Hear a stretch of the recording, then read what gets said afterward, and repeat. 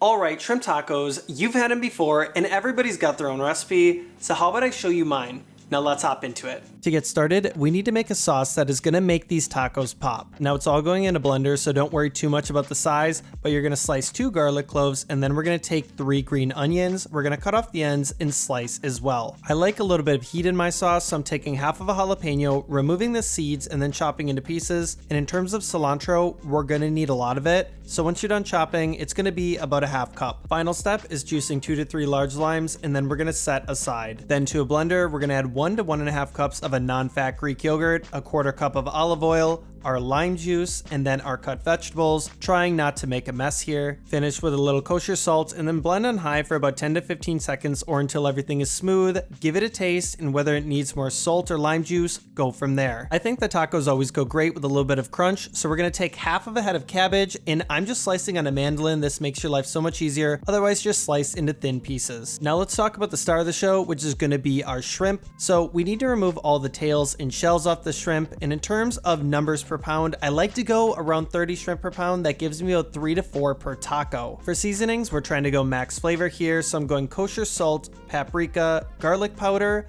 cumin, some fresh cracked black pepper, and we're gonna season both sides. We wouldn't be doing these tacos justice if we didn't make our own tortillas, and this is the recipe I like. It's 1 cup masa harina, a little bit of salt, and then 3/4 of a cup of warm water. You're gonna stir and knead until everything is smooth. This dough can dry out pretty quickly, so we're gonna take a warm damp towel and lay it over the top, and I suggest you make your tortillas as soon as you make that dough. For best results, you're gonna have to get a tortilla press. Now they're super cheap, they'll last a lifetime, and one trick I like to use is actually to take a large gallon bag, cut along both sides, and this is gonna allow us to easily make one of these tortillas and have it come off. The amount of dough used is really gonna depend on the size that you want your tortillas to be. The perfect size for me is around the size of a golf ball. Then you're gonna put that towards the back of your tortilla press, press down for a few seconds, and in the end, you should have a perfectly round tortilla. For making the tortillas, we're gonna do this in the same pan that we're gonna end up cooking the shrimp in. So I'm taking a large cast iron skillet, over medium-low heat, add in the tortillas, and cook for a few minutes per side until they develop some color. Once done, remove them from the pan and then add them into a basket to keep them warm, and then cover with a dry towel. Now moving on to the shrimp,